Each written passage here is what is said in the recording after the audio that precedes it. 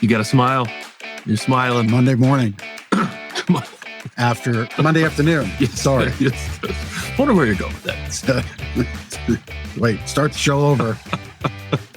Anyway, welcome to this episode of Lancaster Connects. We're off to a fantastic start. Try to keep this one on the rails. There's a little What you did there. What you did there. Little this episode. But yeah, it's Monday. I'm happy. Eagles won in fantastic not so much fantastic fashion. It was a little got a little dicey there. It was a fantastical roller coaster of emotions for me last night. Had me just up and down all night. But hey, happy for my team, the Philadelphia Eagles, to be 6-0. And going into a bye week, we get to rest up for the run to definitively put all the people who are questioning in their spot that we are the team to beat in this league. That's, it doesn't matter who you face, going 6-0 to start the season. I mean, it's a tough thing to do. 6 wins, especially one of them being week 1, in which the team who we beat last night also lost. That was their first loss. But hey, they're beating the Commanders in the division, so they got that going for themselves. And I guess they're happy to be third place. I know I'm happy they're in third place. So that's that. That's right. That's right. Even the Jets are winning games. In a way, I think it's cool because everybody has their reasons why they love their team. I'm obviously into my team. If you're a Jets fan, I'm happy for you. If you're who else is doing good this year? I don't pay that much attention. The Dolphins were doing good. They're kind of a little it just evades me right now. Who else is doing pretty good?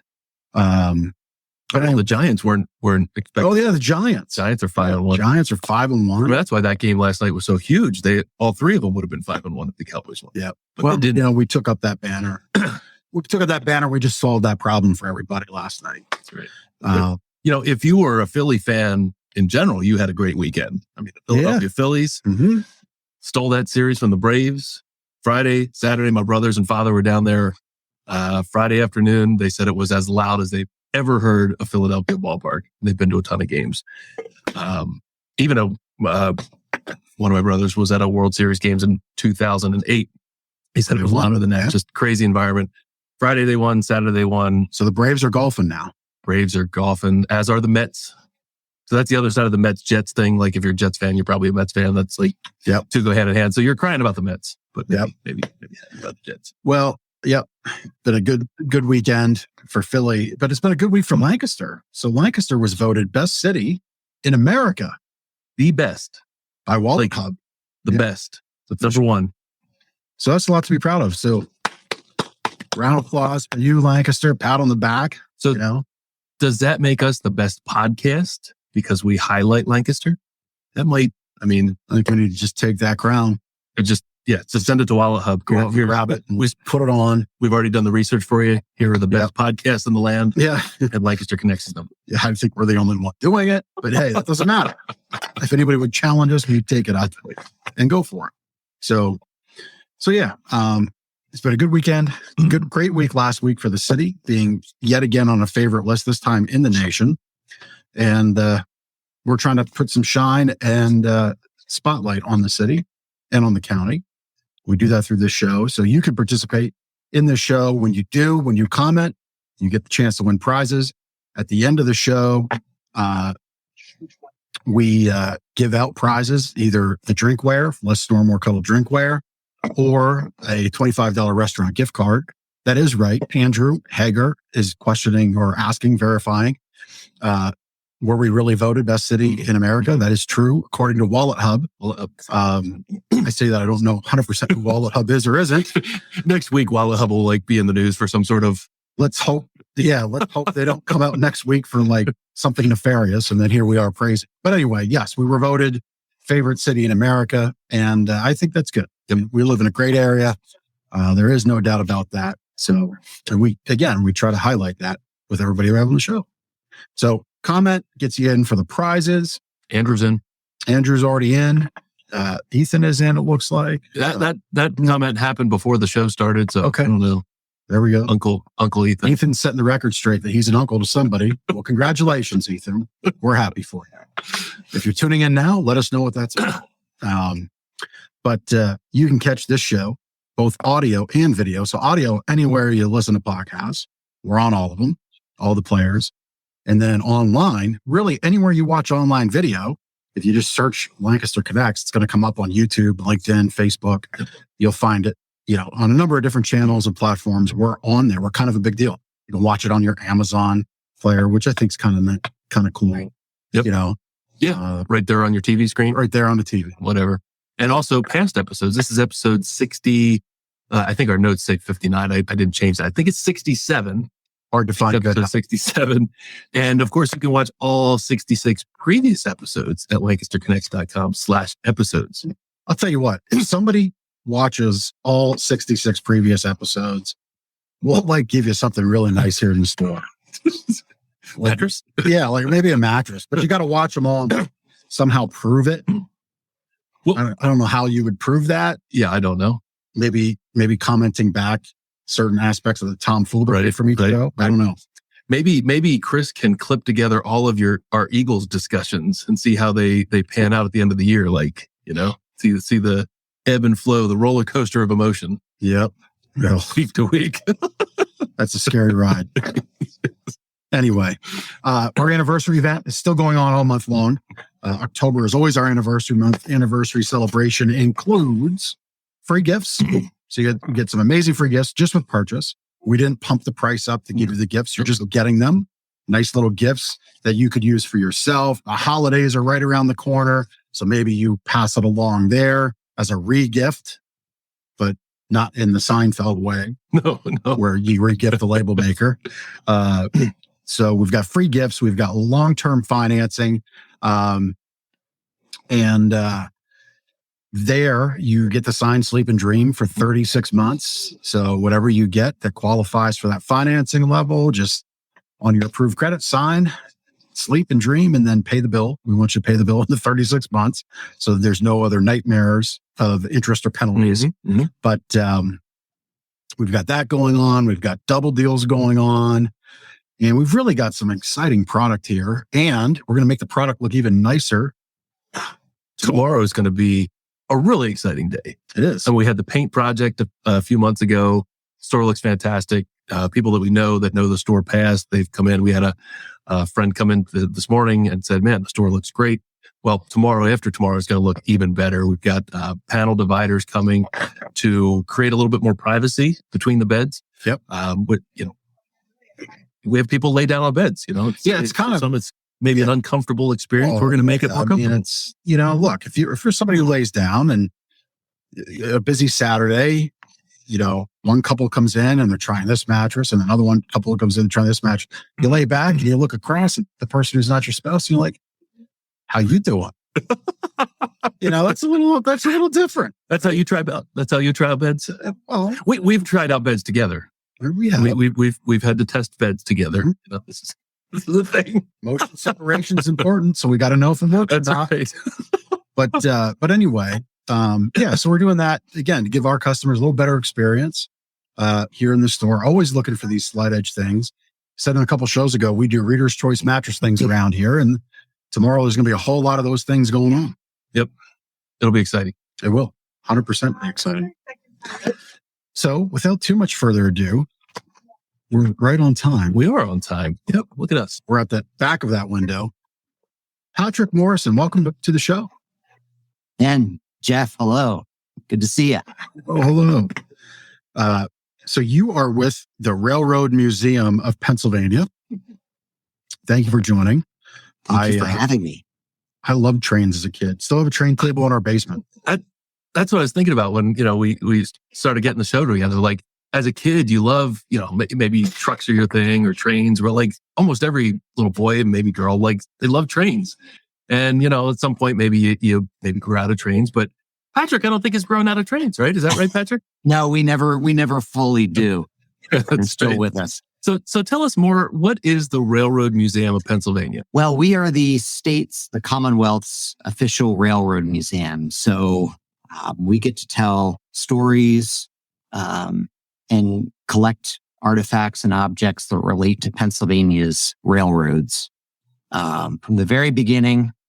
And the funny thing is, our history really hasn't ended.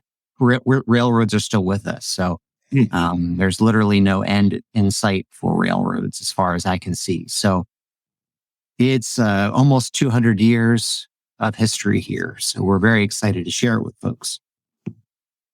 So why Lancaster? So out of all the places you could possibly pick, or Pennsylvania could possibly pick to put a railroad or museum, why is it in Lancaster?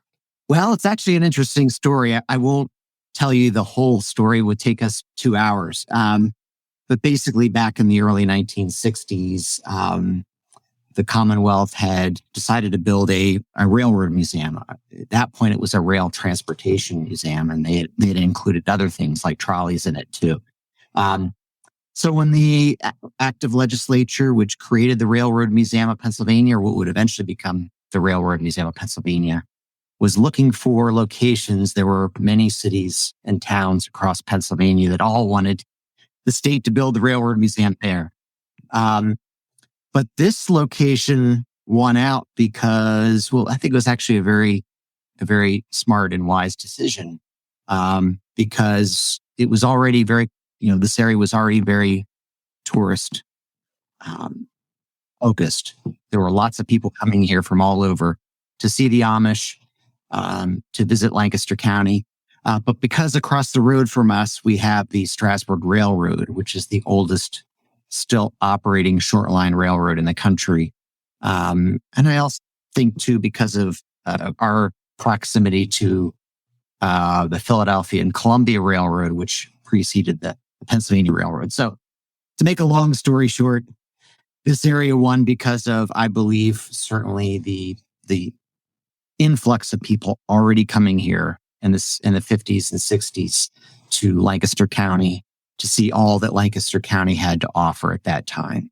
And it was a very smart decision because today we still get more than 100,000 visitors a year to this museum. It's world class. Everybody knows who we are, knows where we are. So I think it was a very wise decision to put it here. I'm glad it's here. It's always nice to have these amazing community assets and state asset, I guess, here in your backyard. Yeah, absolutely. I took my kids there. It might be 4 or 5 years ago. And, I've been on 741 past the museum. I don't know how many, hundreds of times living in Millersville, going back and forth.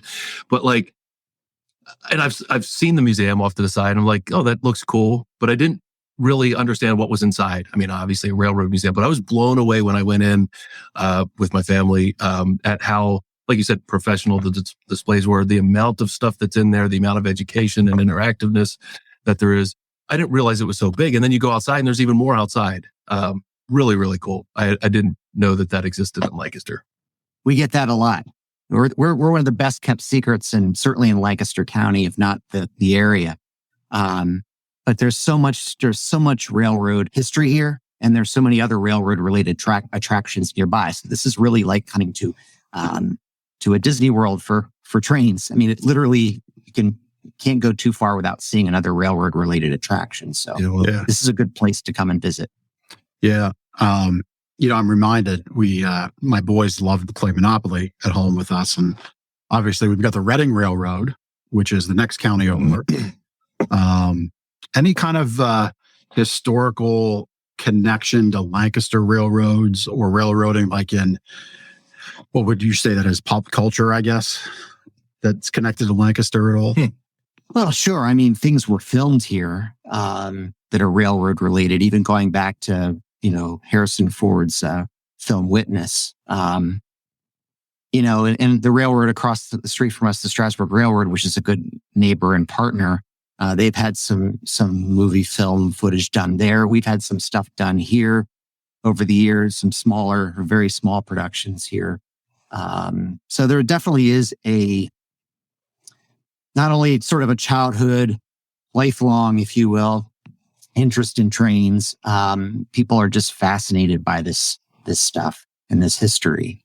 But people just, like you said, they come here and they're surprised how much there is here and all of the history that we have. And there are some things that obviously we don't have on display that are really cool, but we get all the time, or get things offered to us all the time. So Oh, so you've got like some back pocket, off the show floor, off the show rail stuff. Can you share what one of those cool pieces is?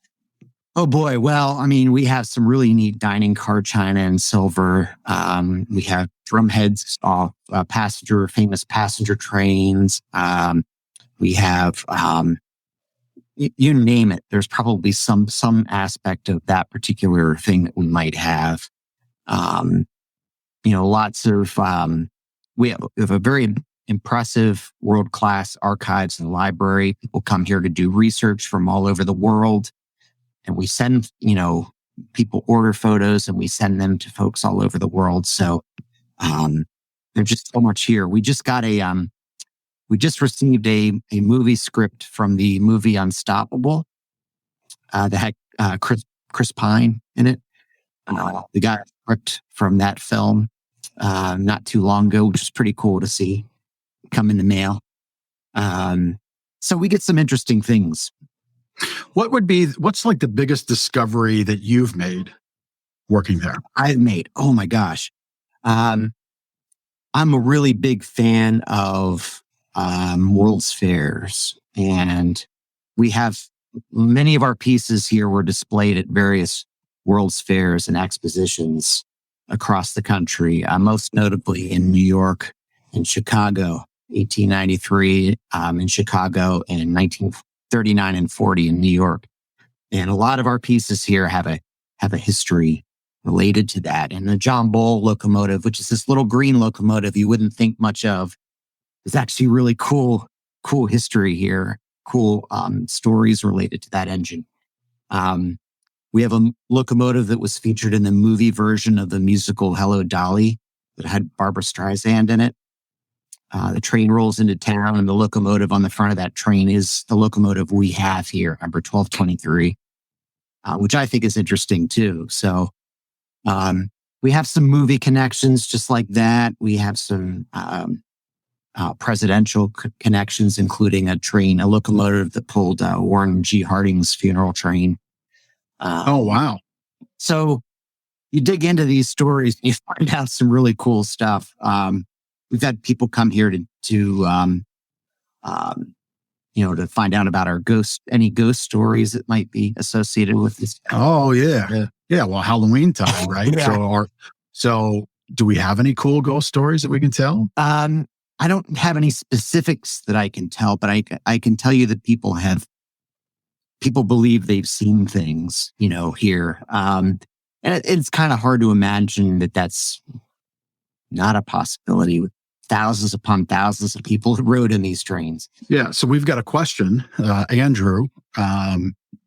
So he's asking your thoughts on upgrading steam and diesel to more eco-friendly, such as switching to renewables or GPCS fireboxes, which I'm hoping you know what those are because I have no clue. Any thoughts there on that? Yeah, I definitely think that that's the direction they seem to be going, and we hope to keep pushing them to do that even more. As it stands, a locomotive, takes so many tractor trailers off the road because you have one locomotive or two locomotives or up to four locomotives pulling 100 cars, 150 cars. So you maximize and reduce the number of tractor trailers on the highway. So in a way, they're already more eco-friendly than a lot of other forms of transportation, but the locomotives themselves could get better, could improve more to meet all of our clean energy milestones, if you will. So yeah, I think we should keep pushing them to do that. Absolutely. Yeah. I mean, I think one of the things, not to go, we'll make a little left turn and then we can come back to what we discussed in our pre-show. You're taking it off the rails a little bit. I said I wasn't going to do that, and here we go. I think one of the things as great of a rail network as we have, I think my perception is it was largely built on expansion as opposed to support of what was expanded into.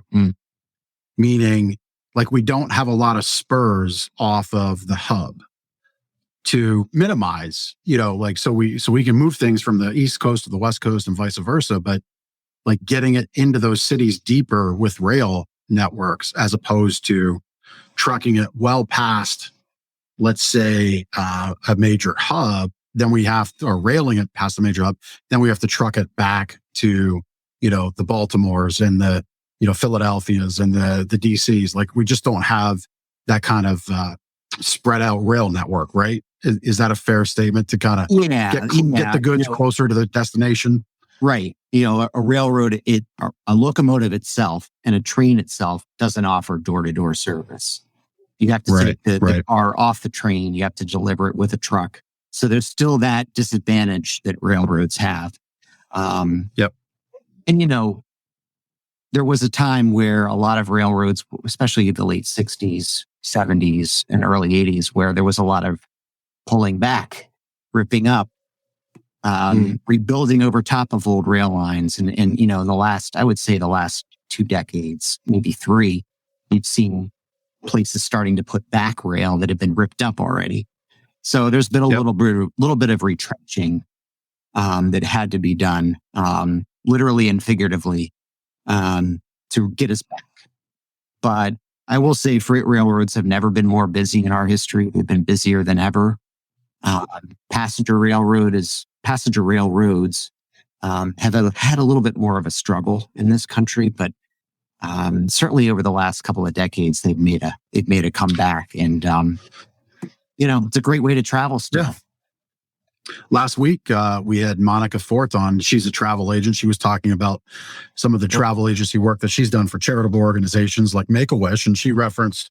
It surprised me that you can book a travel agent trip on Amtrak, and I've always thought of Amtrak as just a nicer way to get to Philly or New York City, not so much like a coast to coast vacation, like through the mountains, which I guess is what you can do, which is very cool. People do that all the time. It seems to be more and more popular. The Railroad Museum hosts some what we call rambles, which go to different locations and ride all their trains or experience all their railroad related attractions. And we've been working with AAA Central Penn for years. Yeah, there you go. So some of these very interesting places that you go, and I've been on a couple, and I have to say, they put together a really good package to get people out to experience these exotic destinations. Some places that you might not think is an exotic destination ends up being pretty fascinating. Yeah, that's cool. We just got back we did a ramble. One of our employees here did a ramble to West Virginia, did all the railroads in that particular region. Some beautiful places, especially during fall foliage season. It's the only way to go, for sure. My wife and I, we were for our anniversary trip back in August. We were on the Jim Thorpe that way, the Lehigh Gorge. That did that little run, which was very cool. And I actually just made a note I need to maybe I don't think she's watching today. But her birthday's in December, and I know Christmas up there is pretty cool. So maybe we do a little run on the train from Reading up to Jim Thorpe. That could be fun. That would be great. But so what's there to do for families with your museum? When I say your museum, the Railroad Museum here in Pennsylvania, the Museum of Patrick. The museum. What can families do when they come to visit your museum? Oh, there's so much to do here. We always tell people the desk plan for at least an hour or two to enjoy your visit, but some people stay all day. Not only do we have full size trains, and we have just over 100 of them, 100 full size locomotives, rail cars, of all shapes and sizes.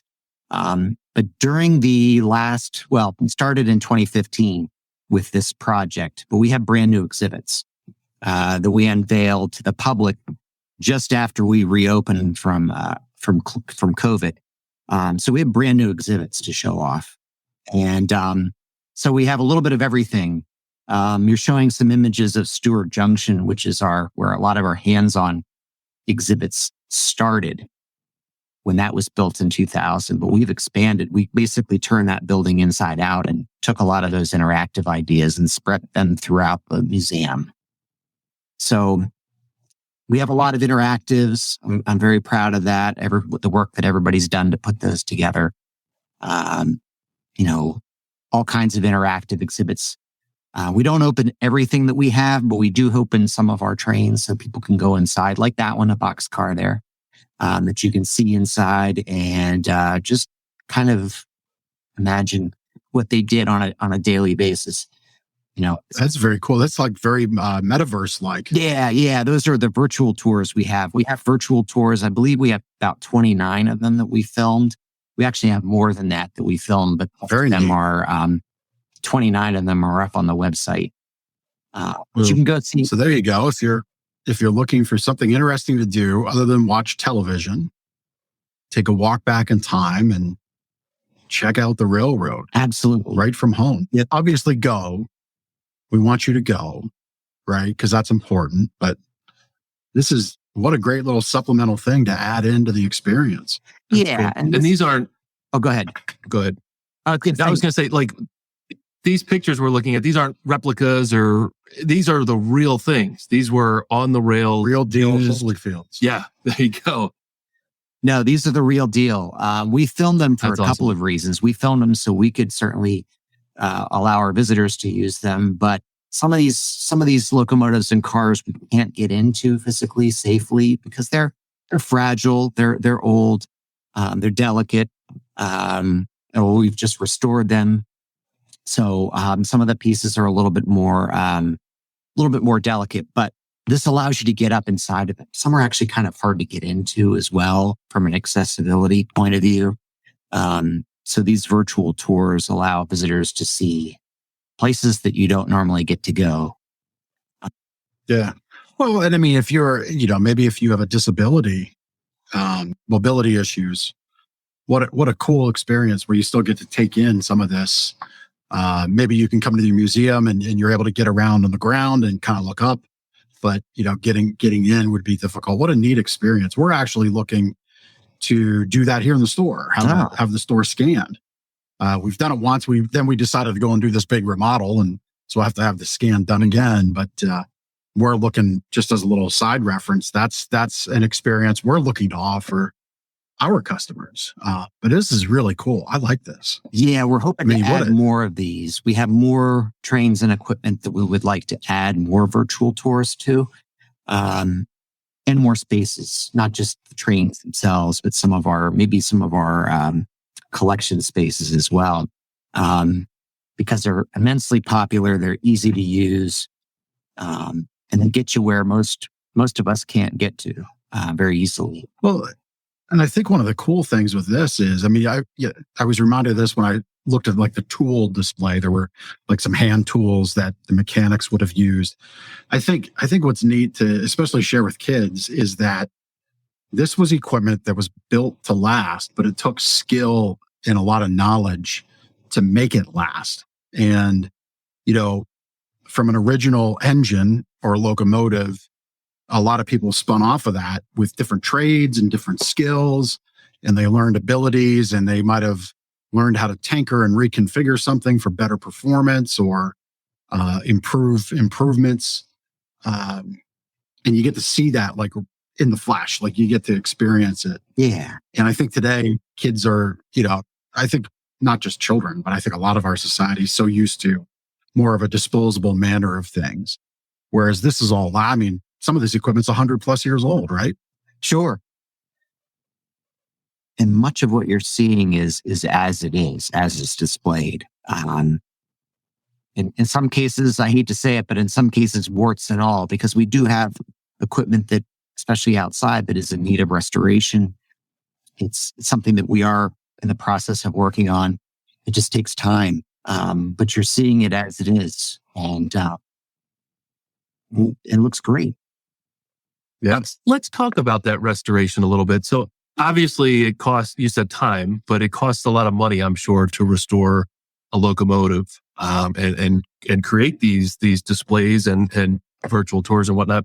I'm also aware of the Friends of the Railroad Museum of Pennsylvania. Talk a little bit about them, and I'm sure that's where some of the funding conversation comes in. Sure. Yeah, they've been with us since 1983. They were chartered in 1983. So next year will be 40 years for them. So the Friends of the Railroad Museum really is our support organization, our fundraising organization. They provide additional staffing for the museum above and beyond what the state provides.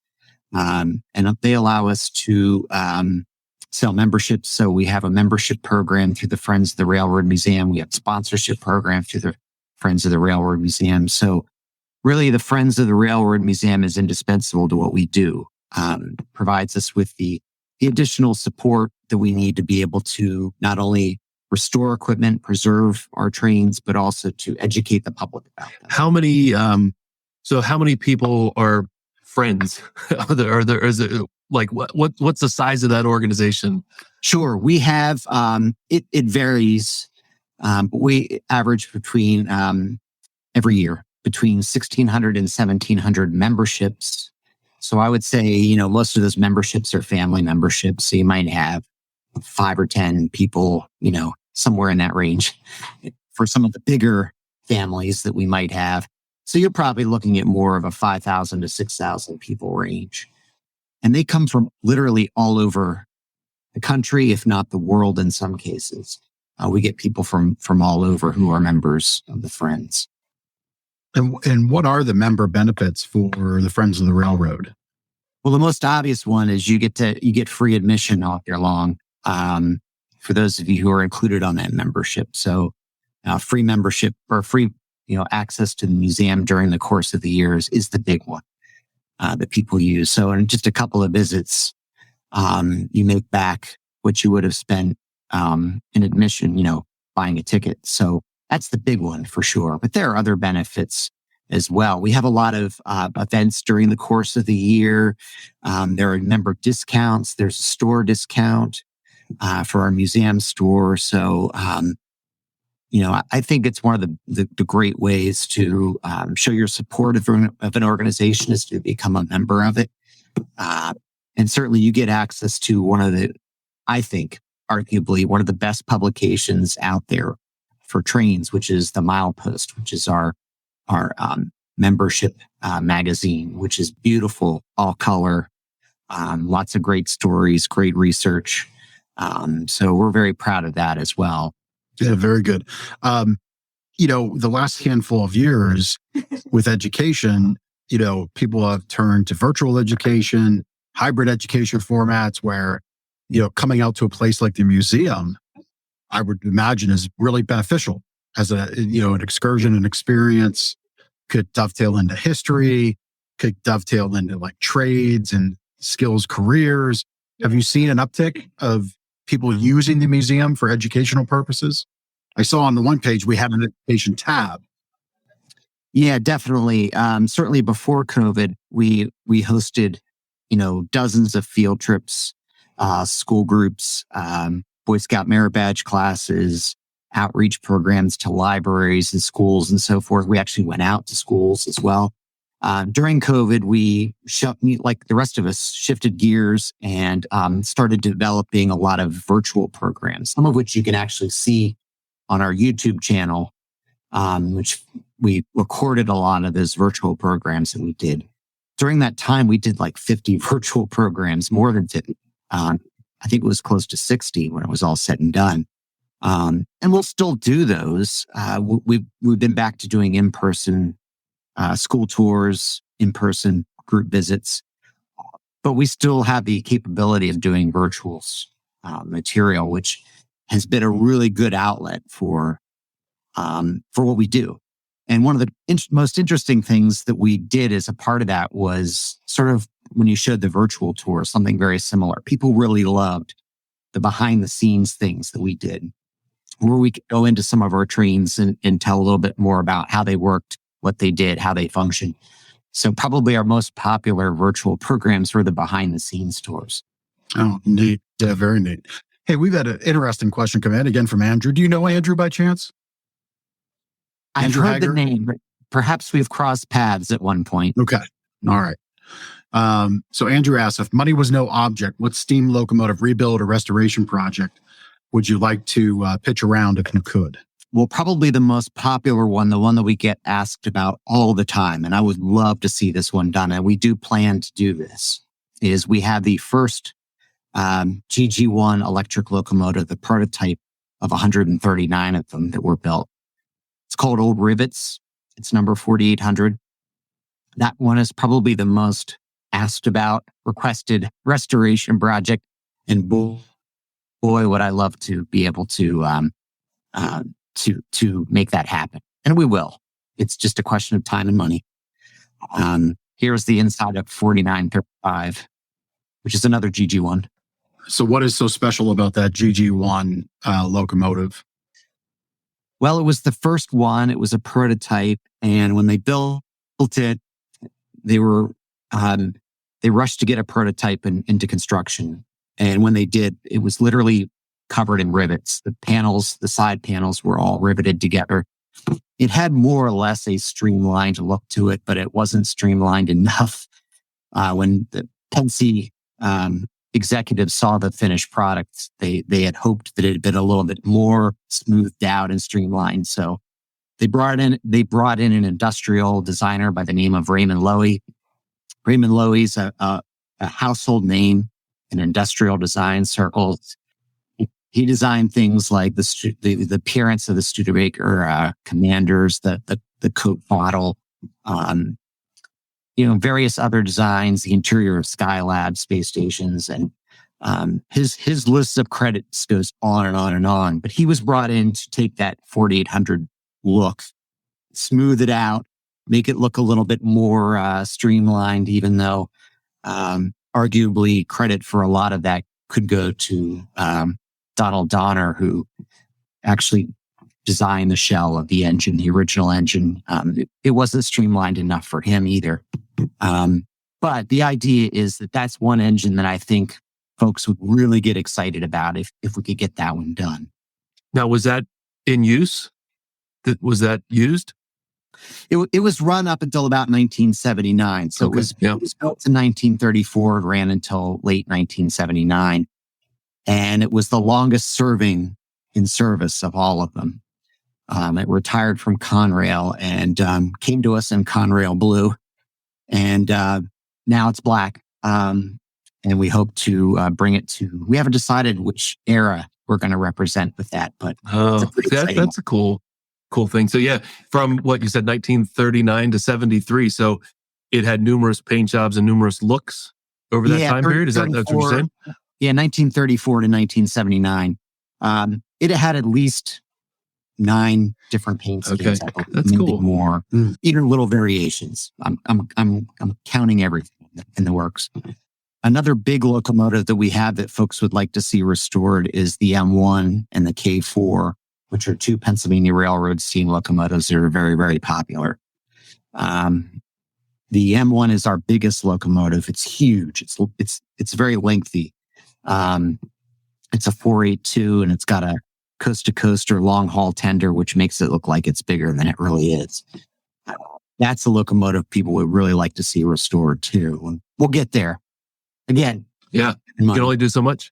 Exactly. Yeah. Yeah.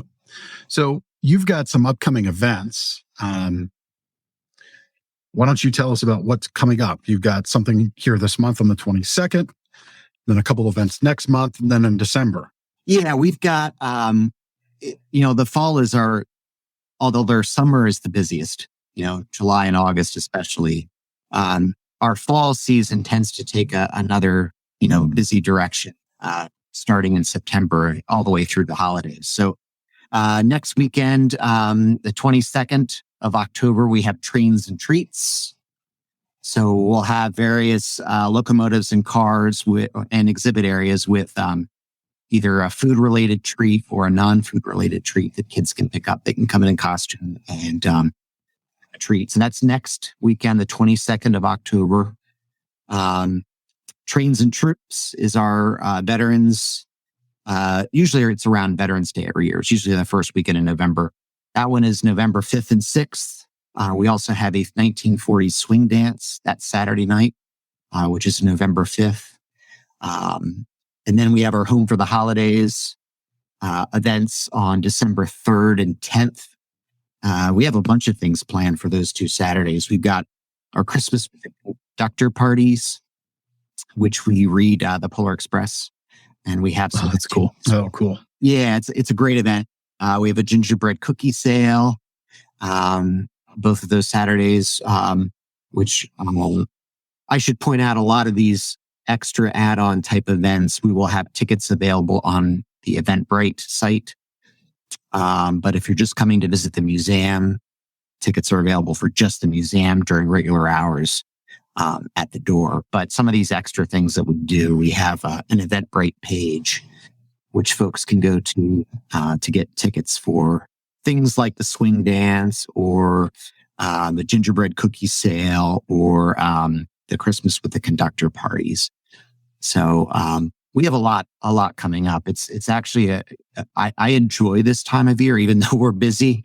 I just enjoy monthly events that we have in the fall. Yeah, it's great. Well, they're cool ways to kind of extend the holiday season. Obviously there's a big focus on trick or treat night on the 30th or the 31st or the 29th, depending on what borough you live in. But you get out the weekend before and take your kids for a neat experience and learn something probably, right? Sure. Get to wear the costume a little extra, which I think the kids always like to do, and get some extra treats and candy. And then if you're like the dad that I am, you dig in and you get first dibs. You take the dad tax out on the candy that you like. The bite-sized Milky Ways. That's right. Bite-sized Milky Way. Best candy ever. So yeah, a really great way to kind of extend the holiday season, take in a little more Christmas, as opposed to just concentrating it all at the end of the month. Really a lot of good fun events you have there. Now, if you're a member, does membership cover those events, or are those events extra? Is there a discount if you're a member? Well, a lot of these events are the same price for everybody. Okay. But we try to get the word out to our members ahead of time about them so they're aware of them. So membership has benefits. Membership does have benefits, yes. Most of these are, the price is the same for members and non-members. But there are some things that come up that members do have a little bit of a discount associated with. But really, these are, again, this place has a different feel during the holidays. It has a different feel at night. It has a different feel, as you're walking around. And certainly during the holidays with holiday music and things in the background, this is a really neat place to be, an interesting time of year to do it. So, yeah. Patrick, it's awesome museum. Your passion comes through. Like I said, I enjoyed my time there. But the museum doesn't run by itself, and it's certainly not run just by Patrick, right? You have an incredible organization there of people that support and work for the museum. And do you also use volunteers? Talk a little bit about your organization there and who helps you put this museum on. Yeah, we do. We've been very, very fortunate over the years, as long as I've been here, and longer, in the almost 50 years, and we'll be 50. This museum will be 50 in 2025, which is hard to believe. It's happened so quickly, but ever since the very beginning, this has been volunteer, largely volunteer driven, in the sense that we can't do what we do without the volunteers. We have a paid staff, obviously, which is very, very important. And I love my staff here. They're wonderful. But I also love to have the volunteers that we have, because they support everything we do. We wouldn't be able to get done what we do without them. They preserve our trains. They help with that. They help with our school tours and our day-to-day visitation. They do things behind the scenes. So yeah, our volunteer corps, it varies, but anywhere from about 150 active volunteers to somewhere in the 180 volunteer range. So it's a very sizable volunteer corps. And we couldn't do this without them, obviously. Yeah. And on the screen there, what's a junior volunteer? What's that about? So we have, for kids who are under, it starts at 14. age 14. But there are certain requirements. They can't work too long. There are some set limits on daily hours, weekly hours, and so forth. But really, if you're a youngster and you're interested in, starting to not only get involved in helping our guests and helping our visitors, but starting to see where maybe you want to go in terms of your career direction. This is a good place to learn more about that. And, when I was a kid, when I was a teenager, I would have loved an opportunity to work in a museum just to kind of see what it's about. So I was really interested in museums. I loved going there. As a kid, I had a lot of different interests when it comes to history. So it's a way to really get some hands-on experience working in a museum or working with the public or giving tours or, trying to see where perhaps your interests professionally lie. So it's a good opportunity. And we do have some junior volunteers amongst our core. We've always had some amongst our volunteer core over the years. Well, Andrew says he'd love to volunteer at the museum or the railroad, whichever comes first. So Andrew, I'd suggest you reach out. Absolutely. And connect with Patrick. We put the contact and phone number, and there it is right on the site. So for those listening later, if you want to volunteer, it's 717-687-8628, extension 3009, or you email programs@rrmuseumpa.org to get linked up for volunteers. Obviously, if you want to make donations, that's always welcome, right, Patrick? Absolutely. You can do donations. You can be a member. We will be making a donation to the Friends of the Museum as well. So as for you joining us here on the show, because again, we always want to highlight great things in Lancaster. And if we can help support that as well, we'll do it. We appreciate it very much. Yeah, you're welcome. So we have the giving page is up right now on the website, which again is rrmuseumpa.org. So what's next for the museum? Well, we have a number of projects kind of waiting in the wings. We have a roundhouse project that we hope to get off the ground in the next couple of years. We're working on, I know this doesn't sound very exciting, but I think it's exciting. We've got an outdoor signage project. We're redoing all of our outdoor signage to make it look a little bit more inviting and kind of identify us more as a railroad museum from outside. We've got a number of those kinds of projects. We continue to work on our steam locomotive collection. We've got some restoration projects which are ongoing. So I think that's pretty exciting. Are you going to do anything for your 50th? You said your 50th is coming up in a few years? In a couple of short years, 2025. And I've been here for more than half of that, which I try not to think about too much, but it's okay. A long time. But no, we're kind of behind the scenes, taking a look at that milestone and figuring out how to best commemorate it. I was here for our 25th and our 30th, and so it's hard to believe it's been that long, but it has been a wonderful ride for sure. That's awesome. Very good. Well, I think on that note, got our connection cocktail. I think we've got it. Yeah, let's get to know Patrick just a little bit more. Kind of dig into what he likes most about Lancaster and around town. You want to start off? We should first ask: are you a Lancaster native?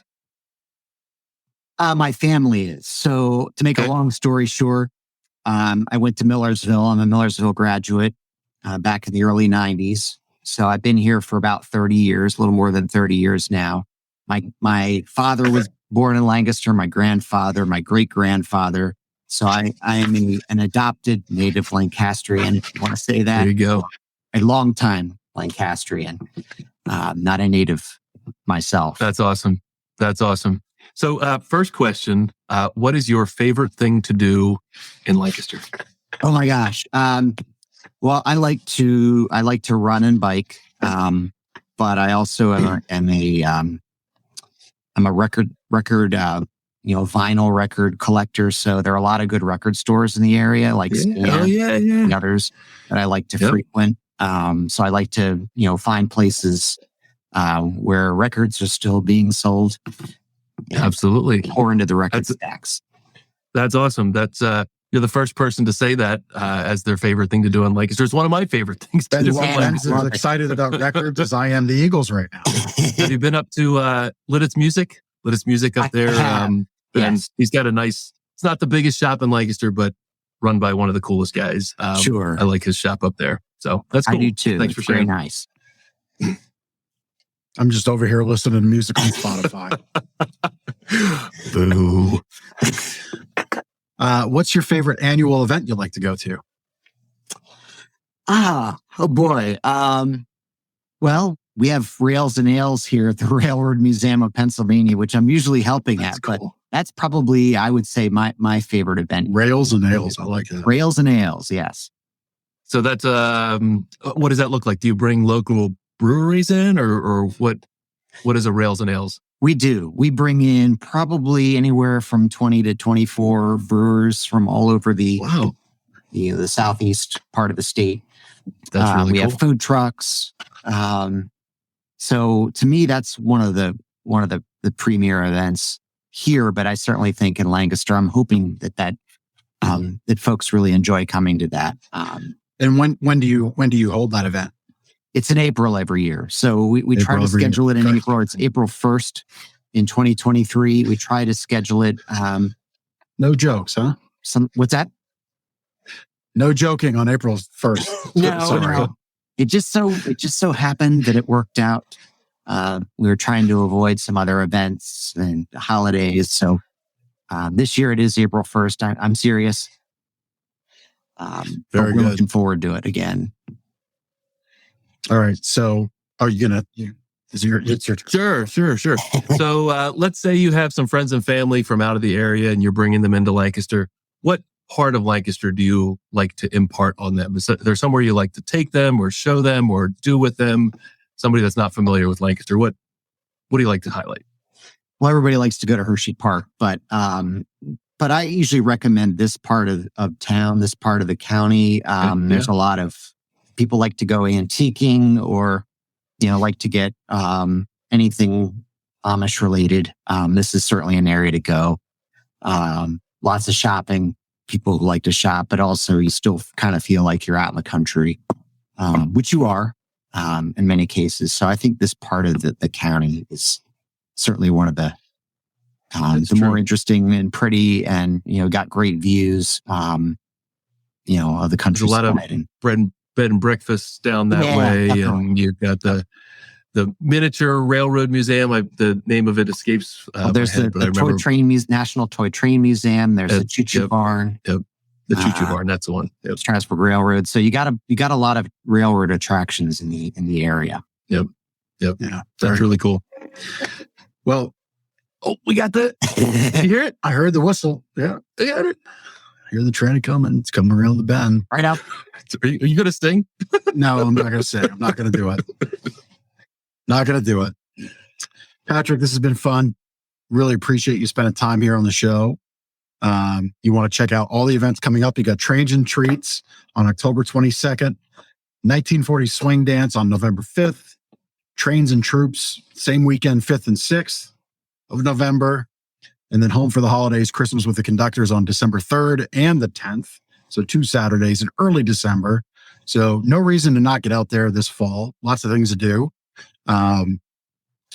Thank you so much for joining us. And that's at the Railroad Museum of Pennsylvania, where all of that's at. And thanks for spending time with us today, Patrick. We really appreciate you. Well, thank you, Jeff. Thank you, Ben. And it's been fun. Yep. Thank you. So if you would like to be a guest on our show, highlighting a great local venue like I keep wanting to say Reading Railroad, but that's not it. You're thinking of the Monopoly. That was always my thing in Monopoly. Get the railroads, man, and you start dominating. Just tax people. Yeah. $200 every time to get all 4 of them. Yeah. That's the way to do it. Yeah. 100%. But anyway, the Railroad Museum of Pennsylvania, to have a great venue like that or a charity or you know of a local hero. I'd love to highlight some local heroes as we get into the holidays who are doing good. Maybe they're getting coats for homeless people. Maybe they're arranging dinners at the holidays. I'd love to highlight somebody like that. We've got some spots open as we look to wrap up the year. So reach out, LancasterConnects.com/guest. That gets the process started, and we'll get linked up and get you on the show. Yeah, that's a great point. We highlight a lot of small business owners. We do good ones. I know. And we highlight a lot of nonprofits and charitable organizations. But yeah, you do not have to be a business or in a business or run a nonprofit to be highlighted on this show. There's a lot of helpers out there. Yep. People that are behind the scenes, they're not taking credit for anything. I think those stories are great to highlight as well. Doesn't have to be a business. Yep. 100%. A lot of people behind the scenes helping out. People helping people. People helping people. Yeah. Doing good work. No, someone like not creating human funds. Someone like George Costanza could never be highlighted on. No. So maybe talked about on Legacy Connects, but never highlighted. That's right. So one last reminder as we get the prize letter fired up as we look to wrap up the show. We do prizes on the show. Get your comments in. We got a whole bunch from Andrew. We got Steve coming in. We'll see what the prize letter says, who wins this time around. My sleep better tip. So add this into your sleep routine, a warm up and a cool down routine. So obviously warm up in the morning, cool down routine in the evening. So whatever that is for you. Last night I was out before the game in my hot tub, which I hadn't been out for a long, long time. And I recalled just how nice it was. And I forgot that I used that to help me sleep better. Now, last night wasn't the best example because I was so hyped up, but boy, I came in from that. I was very relaxed, and then the game started, and then it was all out the window. Maybe you should watch the game from the tub. No, that would be terrible. I'd electrocute myself. I'd drop the phone or drop the TV in or whatever. How you watch the TV if you're dropping the TV in? It would be bad. You'll find a way. But anyway, adding in a cool down routine. So maybe that's reading a book that isn't too exciting, drinking some tea, some light stretching where you're not getting the heartbeat up. And then the same thing in the morning, a warm-up routine. So setting that alarm clock a little bit earlier, doing some stretching is always great. Maybe some breathing exercises. Those are tips to just really kind of help your sleep routine out, make you feel better throughout the day and night. If you want that and more, you can go to gardnersmattressandmore.com/sleep-better, and we'll mail you out a copy of our Sleep Better book for free. Great tip. I noticed a theme in a couple of recent online reviews. And what's that theme, Ben? Team. The theme is team. So Timothy, a few weeks ago, wrote, "Great experience, awesome sales team. Highly recommend for anyone looking for a great selection, no pressure, and extremely knowledgeable." And then Miss Garber wrote, "After researching and talking to friends, I decided Gardner's Mattress was the place for us. I was above and beyond impressed with the customer service, knowledge, and quality of the mattresses I chose. Both men were equally helpful. I highly recommend to Gardner's for anyone looking for a family-owned business and mattresses that are made for comfort and to last." So, there's a lot of people that come in and purchase the first visit.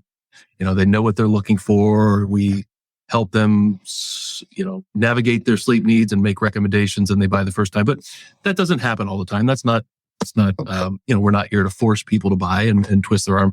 So often people need a second and maybe third visit to make a purchase like this. It's something we want them to take their time and invest in the right way, right? That's right. But not all our sales staff works all the time, and sometimes you might get a second or even a third salesperson when you come back. And, a lot of times in the buying experience, doesn't matter what it is, you almost feel like you have to work with the first original person. And, sometimes that's most effective, and we try to make that happen as much as we can. But, we strive to give the same experience and the same information and the same helpful customer service experience to everybody, no matter what visit it is. And our team works unselfishly. It doesn't matter who worked with them first or who worked with them second. The customer and their sleep needs are of most important to us and to them. So we don't get those types of reviews by chance. Right. So kudos to our team. They work as a team. I know there's a lot of sales teams out there who don't work as teams, and there's a lot of bickering and fighting, and that's my sale. And no, that's my issue with the definition of team. Exactly. So kudos to our team. And, I just wanted to highlight them and and the team can help you sleep better. That's right. Thank you to our team. And thanks to our customers for always working with us. We're always honored to earn your business, earn your trust, to help you wake up happy and to sleep better. That's our goal. Our purpose here is to help you unlock your true potential through better sleep. And that's what the team does. That's what we do. On that note, I think we're about wrapped up. We got the prize-later to do, so let's spin that prize-later. I mean, if you get one entry for each comment, Andrew should be the winner, but I don't think that's how the prize-later works. It's not. But he's the winner anyway. Andrew, the way it should go. Thank you for watching, and thanks for commenting. Yeah, thanks for being a supporter. Appreciate it. It's always nice to have commenters that are interactive with our guests and asking questions. There was a comment about connecting with the Susquehannock tribe, I believe. Saw that. Yeah. I would say to that, Andrew, if you're still with us, if you can make a warm introduction there to somebody that you might know, that's always best. Honestly, when the mattress guys come and ask somebody to be on a show, I think a lot of times if it's a cold intro, people are like a little wary of what's going on. But if you could connect us to somebody with the Susquehannock tribe, if you know somebody there, cool. That'd be great. And that goes back to our guest thing.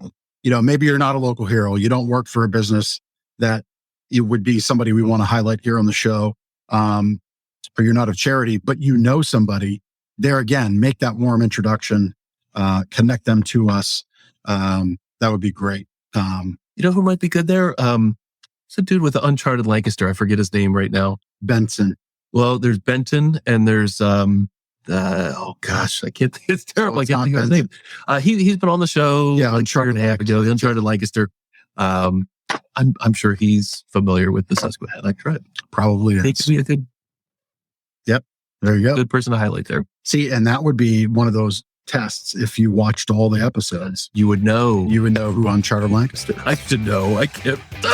This episode comes full circle. That's that. Thank you for tuning in. We'll see you next week on Lancaster Connects.